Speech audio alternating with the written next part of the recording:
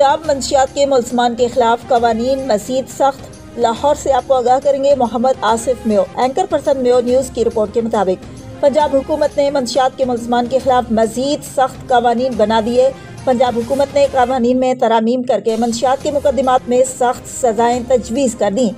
Ordinance کے مطابق منشیات کے مقدمات میں ضمانت سے متعلق دفعات میں بڑی تبدیلیاں کی گئی ہیں۔ عمر قید کی سزا والے منشیات مقدمات میں ملزمان کو ضمانت نہیں دی جا سکے گی۔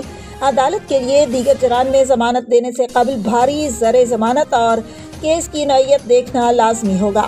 آرڈیننس کے مطابق خصوصی عدالت کے فیصلے کے خلاف اپیل لاہور ہائی کورٹ کے 2 رکنی بینچ میں سنی جائے گی، جبکہ ہائی کورٹ کے بینچ کی نامزدگی chief justice Lahore high court کریں گے۔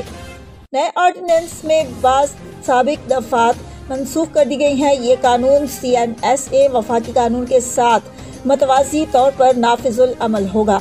ترمیمی قانون کا مقصد منشیات کے مقدمات میں قانونی خلا اور تاخیر کو ختم کرنا ہے۔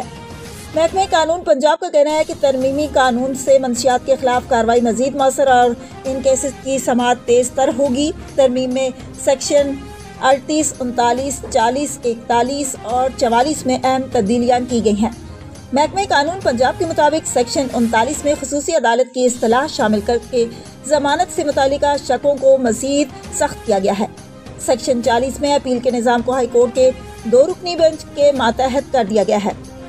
سیکشن 41 کی ذیلی شق کو منسوخ کر دیا گیا ہے، جبکہ سیکشن 44 میں لفظ تبدیل کر کے عمل درآمد لازمی قرار دے دیا گیا ہے۔